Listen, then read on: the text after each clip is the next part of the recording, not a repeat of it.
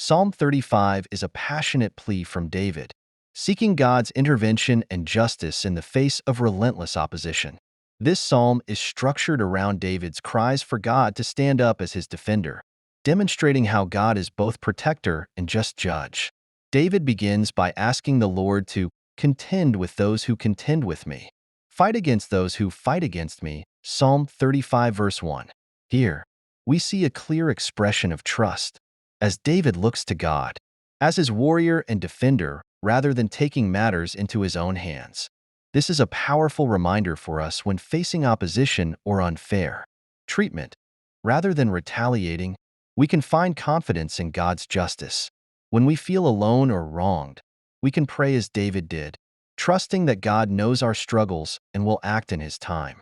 David moves from plea to praise, saying in verses 9 to 10, "My soul will rejoice in the Lord and delight in his salvation. My whole being will exclaim, 'Who is like you, Lord?'" David is not only asking for rescue, but rejoicing in advance for God's protection and salvation. This shows us the importance of holding on to faith even before we see answers. By praising God before deliverance comes, we demonstrate a deep trust in God's faithfulness. Psalm 35 also reflects the importance of taking our grievances to God, rather than harboring bitterness.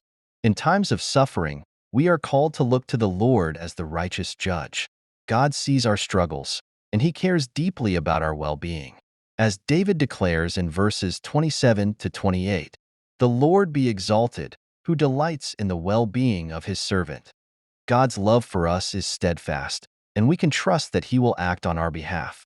As we reflect on Psalm 35, we can take comfort in knowing that God is both our shield and our deliverer. Like David, let's release our burdens to him, knowing that his justice is perfect and his protection is unwavering.